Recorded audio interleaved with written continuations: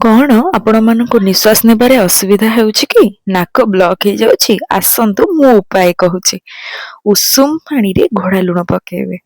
ସେ ଟିକେ ଫୁଟି ସାରିଲା ପରେ ତାକୁ ଜଳନିତି ପାତ୍ରରେ ପୂରେଇବେ। ଆପଣ ଯେତିକି ସହିପାରିବେ, ଯେତିକି ଗରମ ସହିପାରିବେ, ଚେକ୍ କରିବେ କୋଉ ନାକରେ ନିଶ୍ୱାସ ଆତଜାତ ହଉଛି।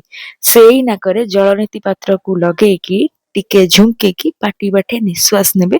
ଆଉ ଜଳନିତି ପାତ୍ରକୁ ଧୀରେ ଧୀରେ ଧୀରେ ନାକ ଭିତରେ ପାସ୍ କରିବାକୁ ଟ୍ରାଏ କରିବେ। ଦେଖିବେ ଏପଟ ନାକରେ ପାଣି ଅଟୋମେଟିକ ବାହାରିବ। ସେମ୍ ପ୍ରୋସେସ ଆରପଟ ନାକରେ କରିବେ। ନିଜର ଯେତିକି ବଳ ଅଛି ସିଙ୍ଗାଣି ଗୁଡାକୁ ବାହାର କରିବାକୁ ଟ୍ରାଏ କରିବେ। ଗୋଟେ ଟାୱେଲ ନେଇଯାଇଥିବେ, ସେଥିରେ ମଧ୍ୟ କିଛି ବାହାର କରିଦେବେ। ଦେଖିବେ କେତେ ରିଲାକ୍ସ ଲାଗୁଥିବ। ଟ୍ରାଏ କରିବେ, ମତେ କମେଣ୍ଟରେ କହିବେ। ଆଜି ପାଇଁ ଏତିକି। ଜୟ ଜଗନ୍ନାଥ।